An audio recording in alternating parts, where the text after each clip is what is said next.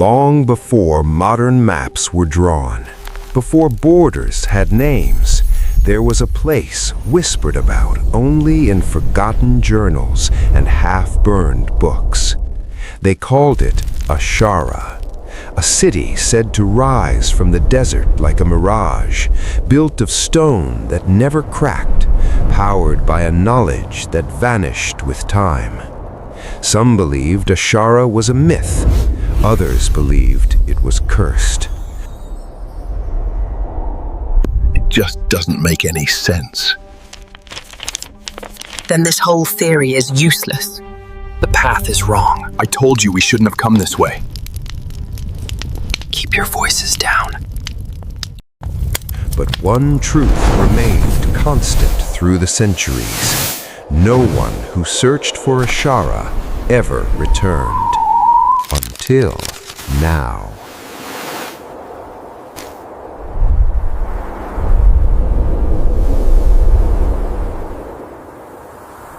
The map that should not exist. Ethan Cross never believed in legends. He believed in facts, coordinates, data.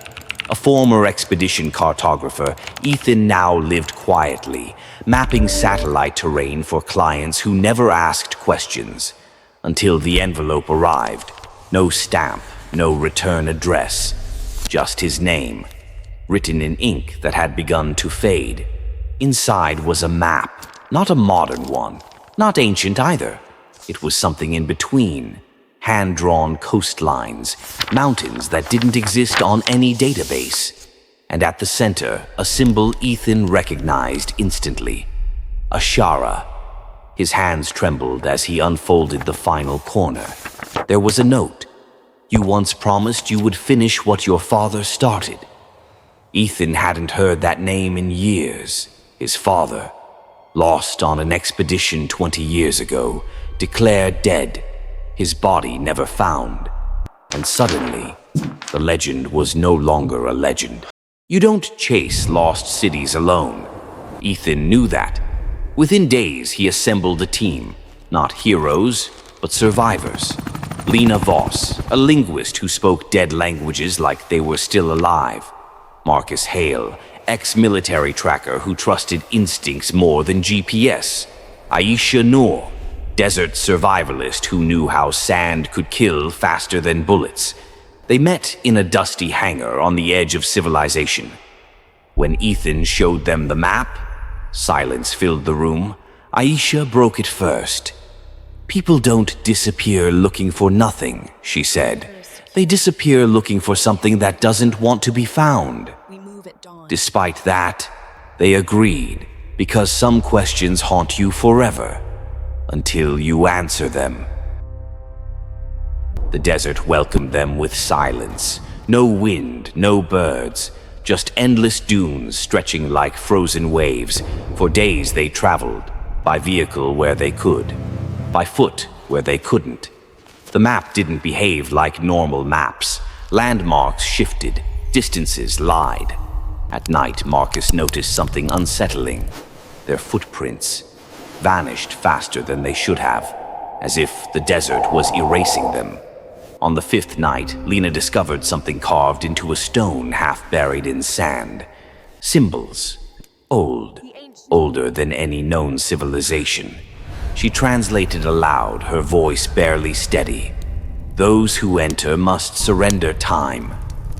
None of them slept that night. The first loss. The sandstorm came without warning, a wall of moving darkness. They ran, but the desert is faster. In the chaos, their radio went silent. Visibility dropped to nothing, and then a scream. When the storm passed, one tent was gone, supplies scattered. But Marcus was missing. No tracks, no signs of struggle, just absence. The map, however, had changed. A new marking appeared, right where Marcus vanished. A symbol shaped like an eye, watching. At dawn, they saw it. Stone towers rising from the sand. Impossible architecture untouched by time. Ashara, The city wasn't abandoned. It was waiting. At its entrance stood a massive gate, covered in carvings of people walking into light and never coming back. Lena translated the inscription above the gate. Only those who carry loss may enter. The gate opened on its own, slow, heavy, final, and as they crossed the threshold, the desert disappeared behind them. Inside Ashara, nothing aged. Torches burned without fuel. Water flowed without source. But something was wrong. Their watches spun wildly. Day and night lost meaning. They began seeing things. Aisha saw her childhood home. Lena heard voices speaking her name. Ethan saw his father, standing at the far end of a corridor, alive, unchanged. When Ethan ran toward him, the vision vanished, and the city responded. Walls shifted, paths rearranged. Ashara was not stone. It was alive.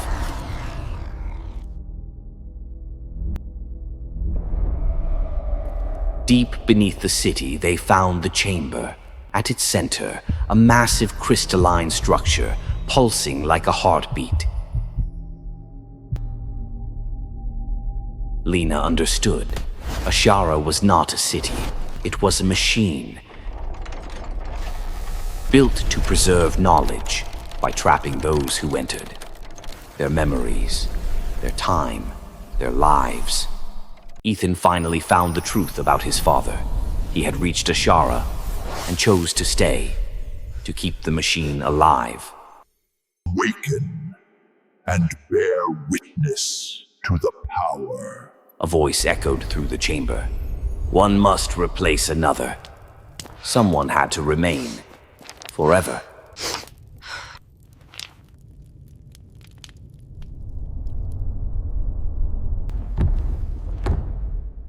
Ethan made his choice, not because he was brave, but because some journeys demand a price.